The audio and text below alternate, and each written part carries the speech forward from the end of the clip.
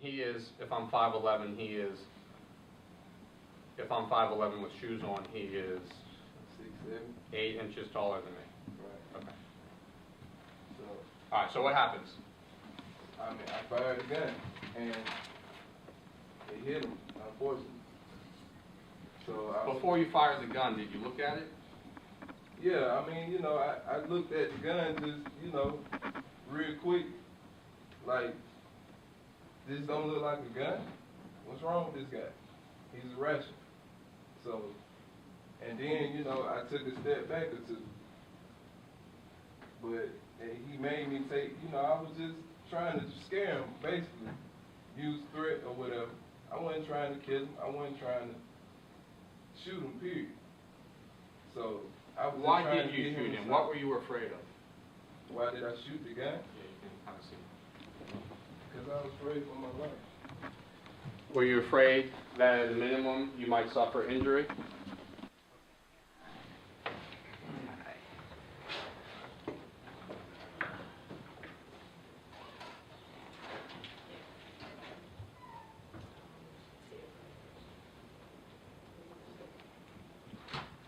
All rise for jury.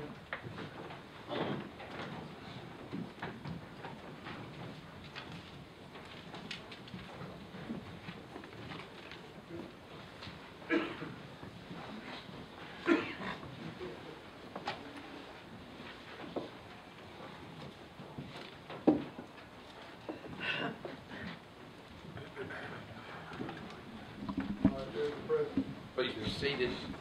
Please proceed. Your Honor, at this time, upon agreement by both parties, I'll read Defendant's Exhibit Number 11, a stipulation into evidence.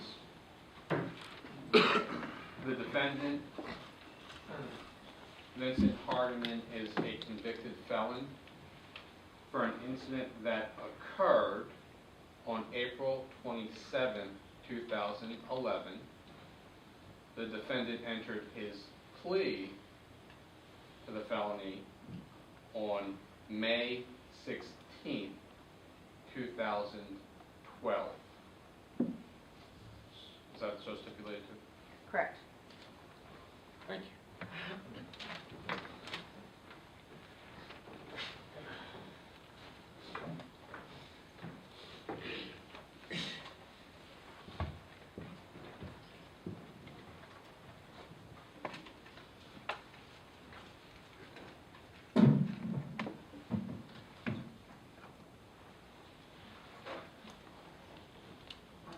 Mr. Hardiman?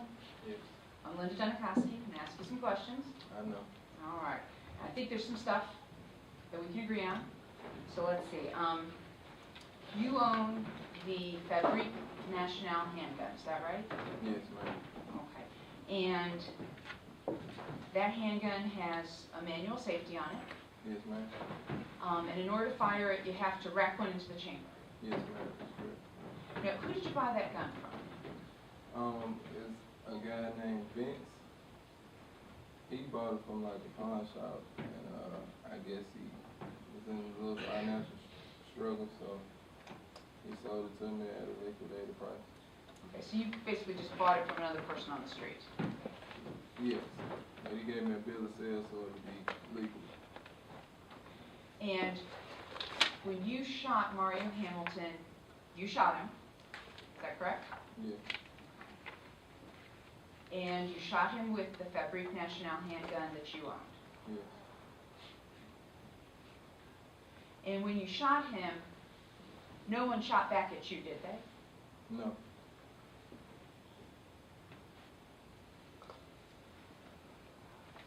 And when you shot him, you were standing right next to the back door, right?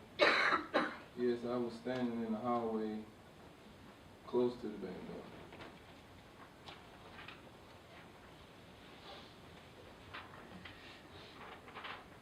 May I approach the witness? Sure. It's Exhibit 34. Where were you standing? Well, that's where he was. This is where he was. Mm-hmm. And then by the time he got, because I was right at this door, so by the time he got like right in at this door, I fired the gun. Okay, so that we're clear. You're back by this door, closer to the bathroom. Yes, ma'am. And where's the back door that you could exit out the back? Right there on the corner. Right there in the corner. Yes, ma'am. Okay. And he got shot right near the table and the door right there. Yes. Okay. State's Exhibit 34. So at any moment prior to firing the gun, you could have just simply walked out the back door. No, ma'am. Why not? He was approaching me at a rapid speed.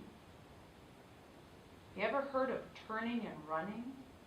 I didn't want to get shot in the back. I knew somebody had the gun that I just seen him with.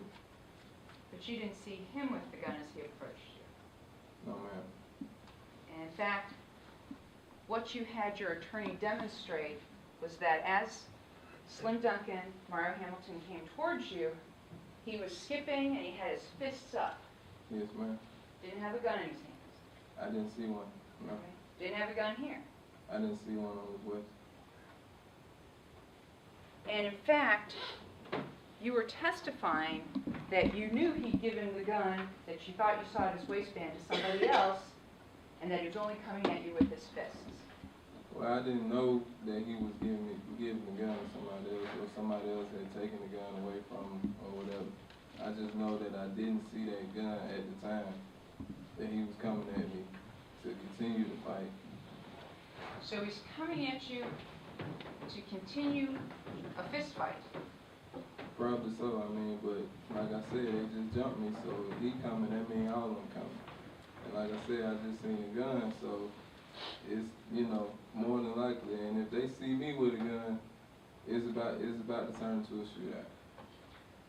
So, I was outnumbered, so that's why. but correct me if I'm wrong. Mm-hmm. You're the one who has the handgun, correct? Yes. Okay. Slim Dunkin does not have the handgun. He has fists, right? Yes, but everybody else is like right behind him in that threshold that you just showed me. All right. And no one else who's come in here and taken the witness stand has testified that Slim or Chaz or Kenny or Tracy had a handgun. Of course not. And you're the only person who's come in and said that you saw one at his waistband. Yes, ma'am. Did he ever point that gun at you? No, ma'am. Now, you knew that December 16th there was going to be the video shoot. Yes, ma'am, I did. And in fact, you had all, meaning you and John Howard, had agreed and worked with Gucci Mane to go ahead and lease that property for his video shoot. Yes, ma'am, but with supervision, of course. What do you mean by supervision? Meaning we would be there, you know, I mean, we're trying to profit off of it, so we're gonna sell the concession, we're gonna rent out the studio. He's just there to shoot the video, he's just there for the environment, basically. But most of these people here are his people, his entourage, stuff, people he invited for his video. And you know those people? Well, no, I didn't. I mean, I know Gucci. I know Gucci since 2003, 2004. I know Walker since 2008. Me and Gucci did a song together in 2008. Right, so 2008, you did Hey Girl. Exactly. Okay, so 2008, you and Gucci did Hey Girl together, and you've done Walk a Flame since 2008. 2008. Around the same time we did that song. Same time. Now, they're both known blood gang members, right? Yes, ma'am. Okay. But you don't have any fear of them.